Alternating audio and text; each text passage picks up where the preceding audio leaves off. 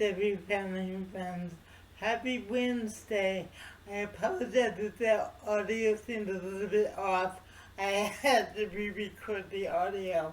Remember we have morning meeting this morning at 11 o'clock? So I'll see you there. Today is our Motivational Wednesday. I'm at my beach house. And my friend Michael J. Gonzalez is here. You're gonna meet him in a little bit. But before we do that, we have the move and groove, and I can't think of a better song to move and groove to than the 59th Street Bridge song by Simon and Garfunkel. So let's get ready and do some moving and grooving today, okay?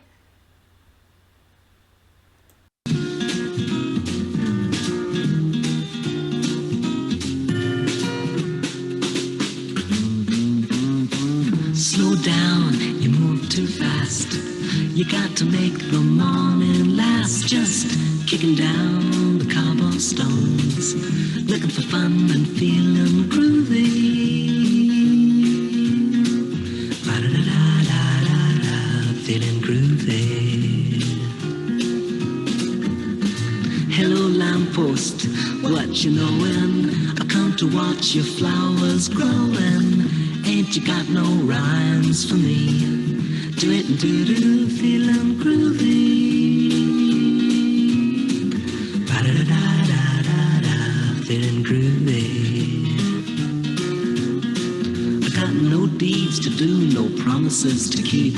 I'm dappled and drowsy and ready to sleep. Let the morning time drop all its petals on me. Life, I love you, all is groovy.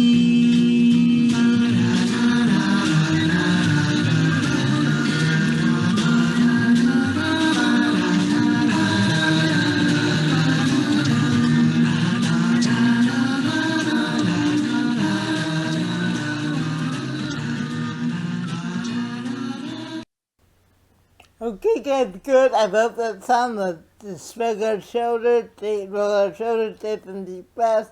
Like I let my audio a little off, but we're gonna go up to my house now. My friend Michael is waiting there for me. He has a really great story. I really can't wait for you to hear it and hear what he has to say. So let's go meet Michael. On my porch, hanging out with my friend Michael J. Gonzalez, and guys, I cannot wait for you to hear about this artist because he's such an incredible guy. I met him about a month ago. We were in an acting class together, but he's such a really cool artist and so diverse, and I just think he has a really cool story to share with us. So Michael, before we get started, and how are you? I'm doing fantastic. And thank you for hanging out with me on my porch. I love it when people come hang out with me on the porch. So, Michael, if you could just give a brief description of what you look like before we get started, and then we will get started. Okay, my name is Michael Gonzalez. I am a Latino man. I'm middle-aged. I have black hair, salt and pepper. And every day I wear it different. It's a little longer. It's short on the sides and on top. Sometimes I wear it curly. Sometimes I wear it back. Today I have it kind of down in front of my one eye, home to the right. Because I saw the background, I go, well, I'm going to be Moondoggy from Gidget in Laguna Beach. So I have kind of a surfer haircut today. And I have a little bit of facial hair.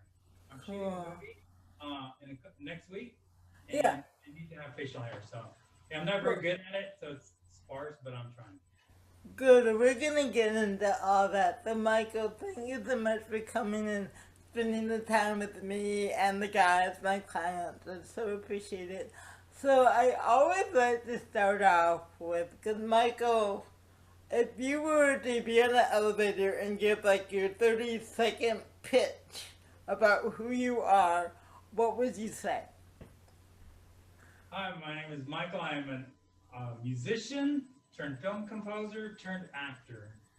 Love that. So you started up as a musician. So when was was there a specific moment when you knew as a young boy?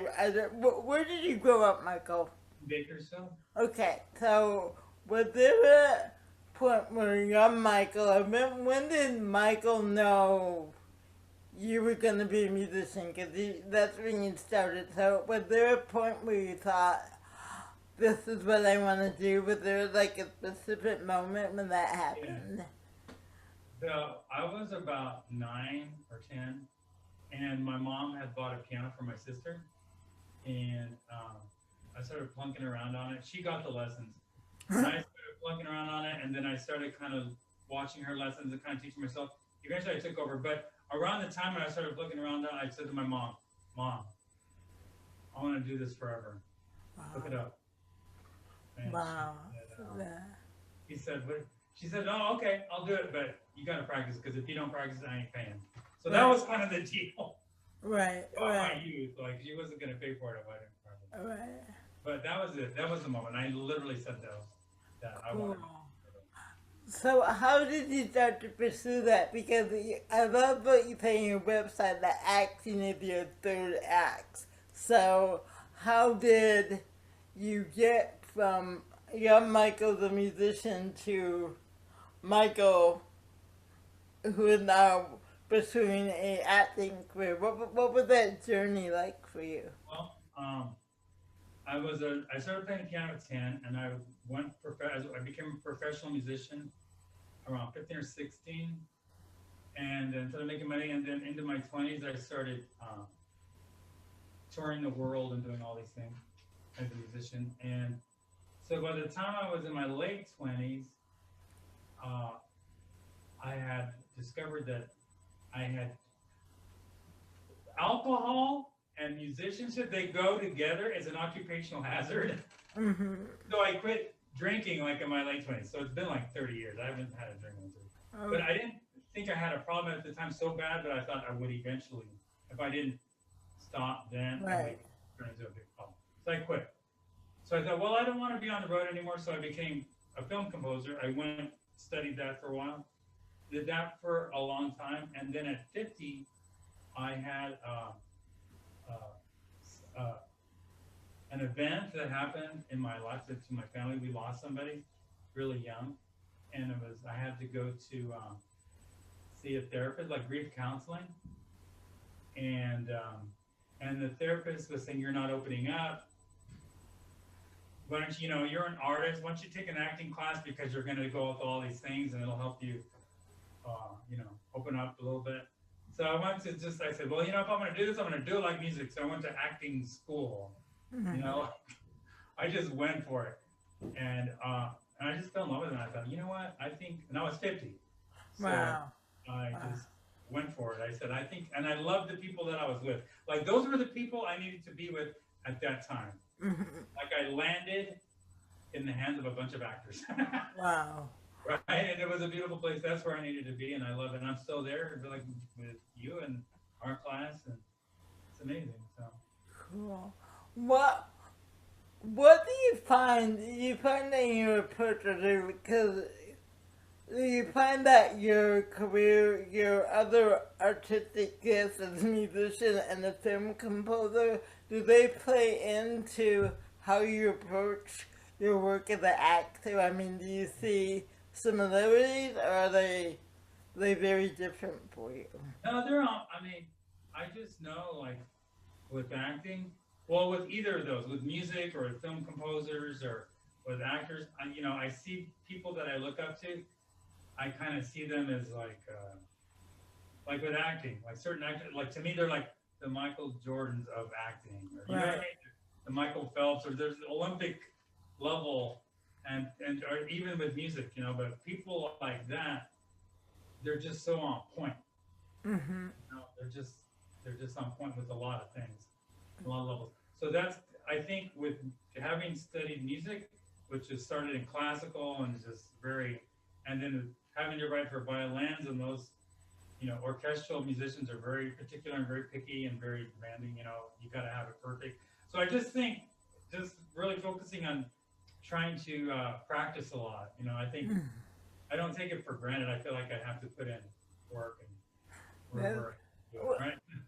And I think that's good to hear because I think a lot of people think this is just something you do and it really is a craft you continue to develop and work on. So, what type of, when you did music, what type of music were you, when you toured, were you a solo artist or were you with a band or?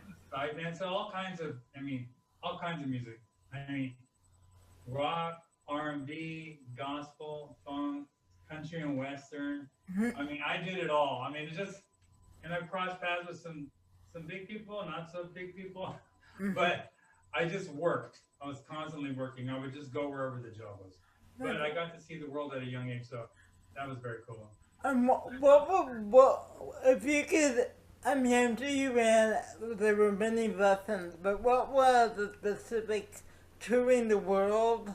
What were the specific lessons that you learned that still impact you today? Were there significant lessons that you learned about life or resilience or whatever that still impact your life today?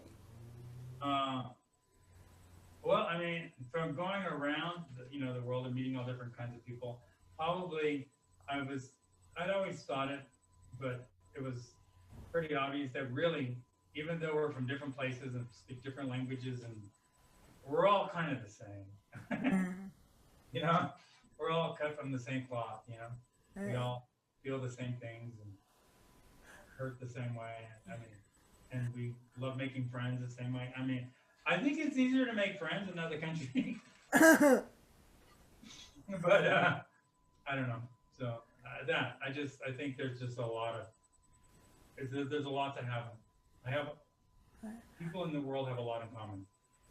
And you started this new dream at 50, which I love because I think, people think, and you were new to the game at 50, and I think that's so great because so many people think, oh, you have to start when you're, 20, especially because Hollywood is such a youth industry.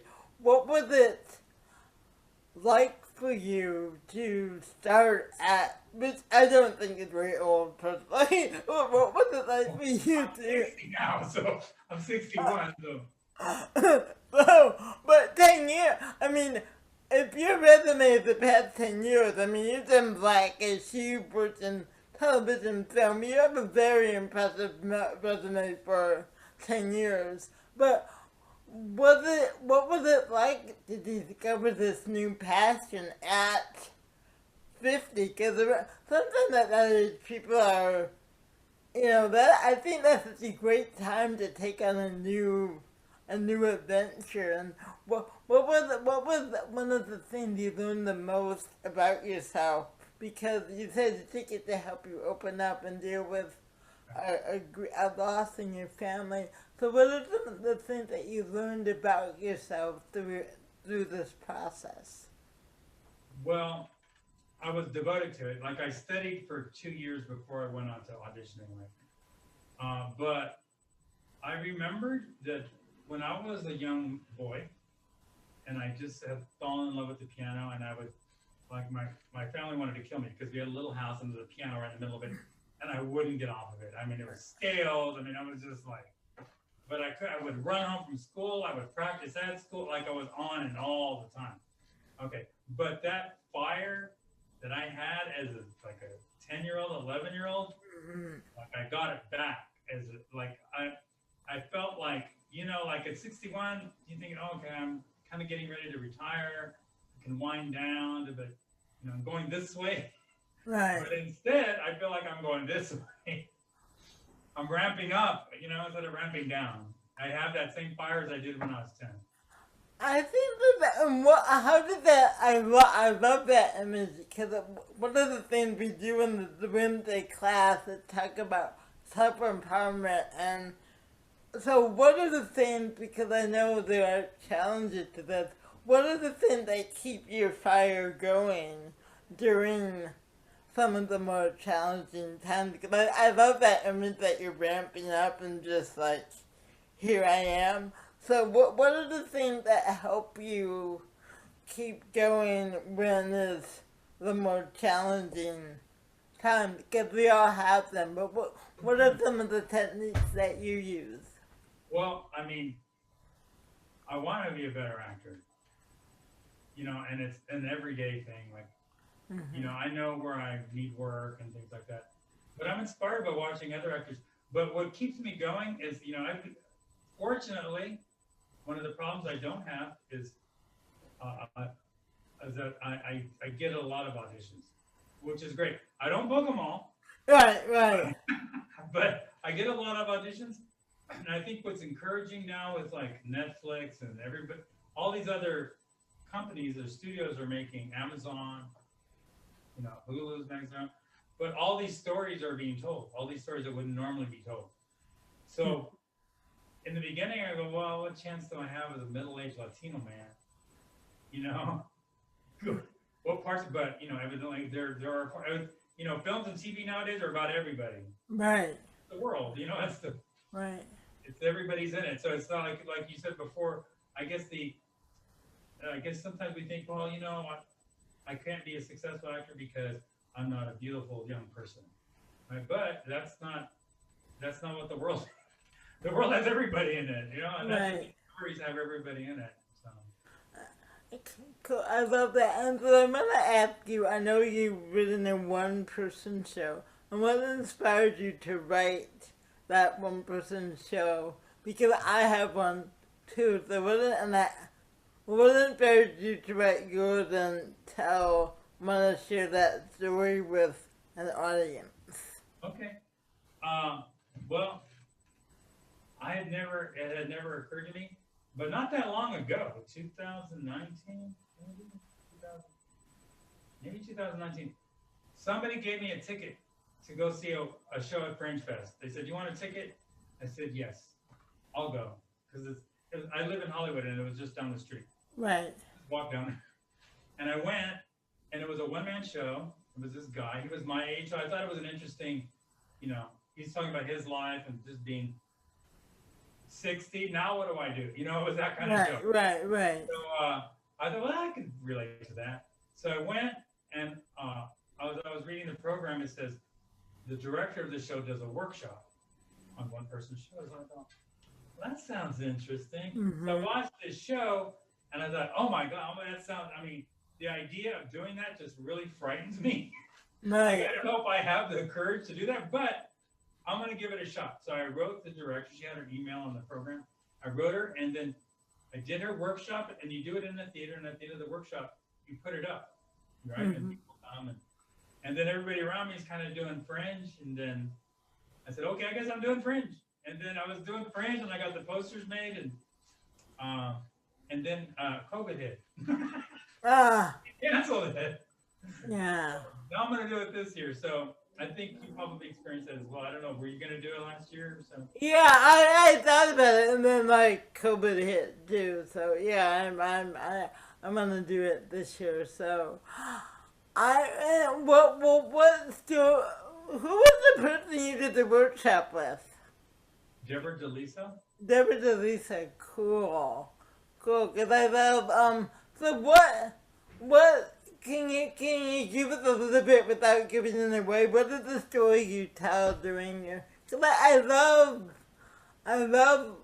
I think again a one-person show allows us to tell stories that we don't get to hear, and I think it breaks down barriers because we find our commonalities. I was watching one last night that was streaming, and I went, wow, it's very different from mine, but yet we have a common theme. So what is the story you tell through your one-man show?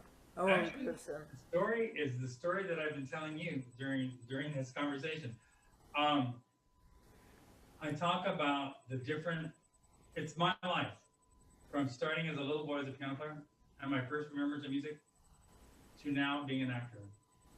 And in the show, it's just me on the stage, but I go through all these changes, and people come and go and things happen.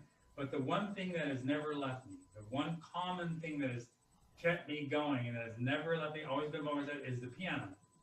So on the stage is a piano.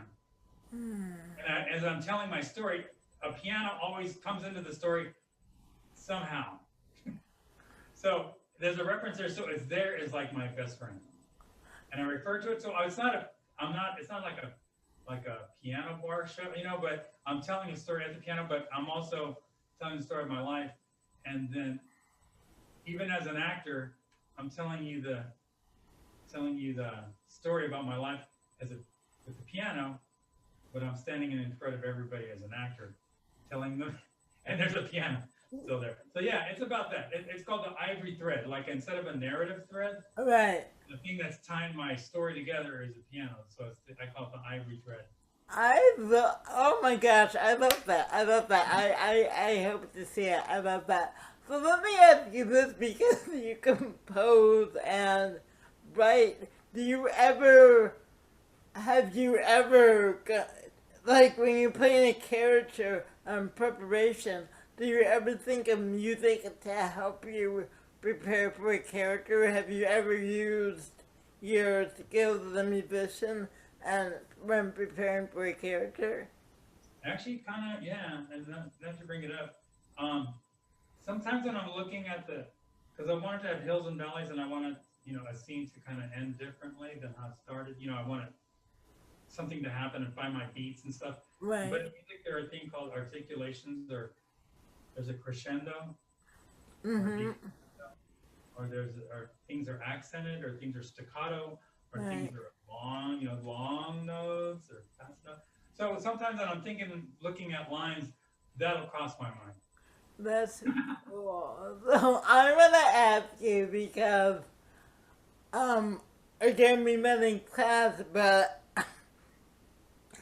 I checked out one of your pandemic project videos, and I was totally blown away, and I want you to share with everyone what prompted you to do that. And I'm going to say what I love about each, not that I have not seen all 52 yet, I've seen a few, but what I love about it is they're all so different.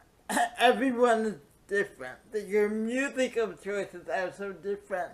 And yet, because he's such a good actor, I feel like you're almost acting and singing at the same time, and you're telling these stories that are just really remarkable, and I'm looking forward to seeing more of them because they're really, really good. But what inspired you?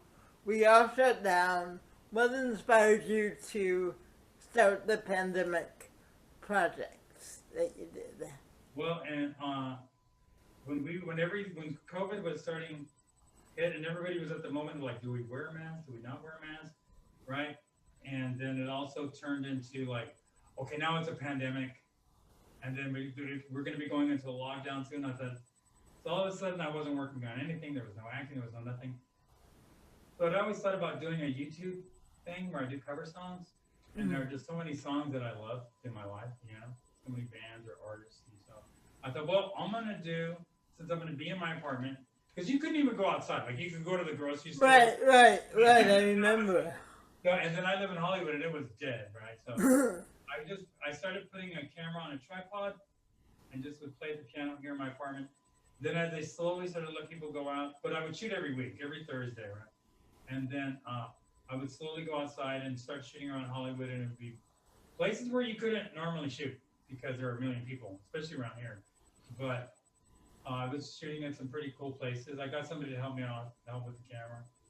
But I'm shooting every week during this pandemic, but it was interesting because while this is happening, also history is happening. Right. With the BLM marches, which were happening here on Hollywood Boulevard. And I wanted to jump into the march anyway, I had a couple of masks on, but I took my camera and I thought, well, I'm just, this is what's happening. There were National Guards in the street. Right. There was also an election outcome that also had another reaction in the streets, but these were in my video. That became part of it, and so in a way, I just felt it was an interesting way to document how I spent this past year. Oh, I think my favorite is when you're at LACMA because those lamp posts or light posts, that's literally one of my favorite landmarks in LA, and that's like one of my favorites, but they're all was so good and so wonderful, and, so you're about to you'll be on, so can you talk a little bit about the film, or can you tell us a little bit? You're about to is this the first time you're going away on location for a film? Oh no, this isn't the first time, but this film started in Montana. Uh-huh. And then we're finishing it in Wyoming. Oh, cool. So leaving for 2 weeks. I'm gonna still do our class. I'm gonna do it from a hotel room, but it is my friend is directing it. It's called Zero Road, Mm-hmm. and he wrote it. It's a story of his life and how he had what is the word? He had a childhood that was challenging, but he went on to become a full ride scholarship at a business school, Warren. Wow. Right. So, but it's his story, and I'm working with Brandon,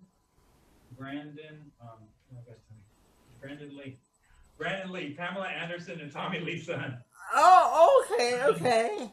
Like I think he just finished The Hill, so now we're picking back up and we're Right. So I'm very excited. I feel like it's a great story, and Cool. I'm really happy to be there to support my friends. Oh, this is awesome. I'm really excited for you. So, Michael, you have so much to offer. So one thing I love to ask my guests is I pick a word from my jar. Right here, I got my little jar here. And I just ask them when I say that word, what it means to you and what kind of message you would give if I gave you that word. So your word is authentic. So what does authentic, when you hear the word authentic, what does that mean to you, authentic? Well, I think we live in a world nowadays where with the social media, that a lot of times, many of us, including myself, without a facade, right? That's not really authentic, right? Mm-hmm. But with acting, you really got to. I mean, it's, to me, authentic is similar to being honest, So honesty, and like I want my acting to be honest, to be really from where it comes. And so being authentic, I think is a goal, right? Especially when we're putting ourselves out online, especially nowadays that we're doing it more, right? Which is why I love TikTok, because you get to be your authentic self on TikTok. Like, Right, cool. And just be I love TikTok. So Instagram is like how I want people to see me, how cool I am. But TikTok is like I can be nuts and silly, which is kind of how I am. So authentic to me is me on TikTok. I love it.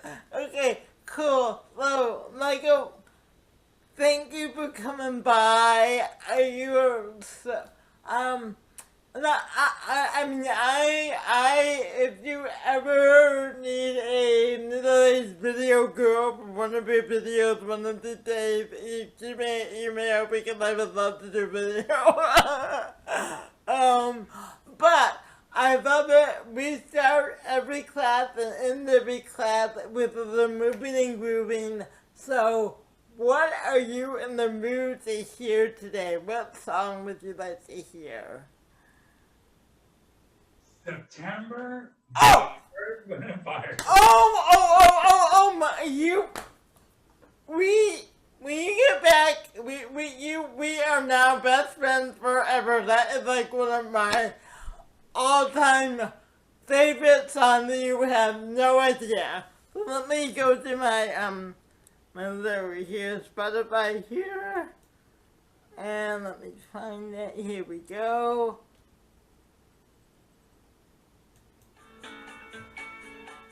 Alright!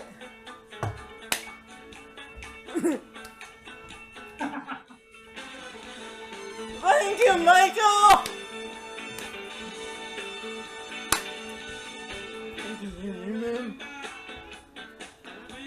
Love this song so much. Alright guys, thank you for coming by. I'll see you tomorrow for my next class. Michael J. Kamala, you are amazing. Thank you for stopping by. Alright guys, love you, miss you guys. I'll see you tomorrow. Bye, Diane.